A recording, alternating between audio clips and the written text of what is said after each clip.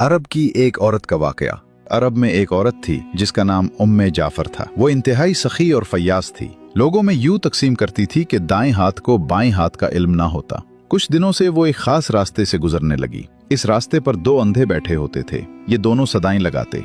एक अंधा कहता था, इलाही मुझे अपने फजलो करम से रोजी अता फरमा। दूसरा अंधा सदा लगाता, या रब मुझे उम्मे जाफर का बचा हुआ अता कर।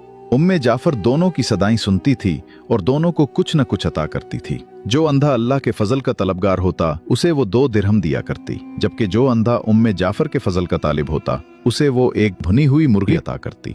दिलचस्प बात यह थी कि जिसे भुनी हुई मुर्गी मिलती वो अपनी मुर्गी दूसरे अंधे को 2 दिरहम में बेच देता। ये सिलसिला कई दिनों तक चलता रहा। एक दिन उम्मे जाफर उस अंधे के पास आई जो उससे कहा करता था, या रब मुझे उम्मे जाफर का बचा हुआ अता कर। उम्मे जाफर ने उससे पूछा, क्या तुम्हें 100 दिनार मिले हैं? अंधा हैरान हो गया और बोला, नहीं, मुझे तो सिर्फ एक भुनी हुई मुर्गी मिलती थी जिसे मैं 2 दिरहम में बेच देता था।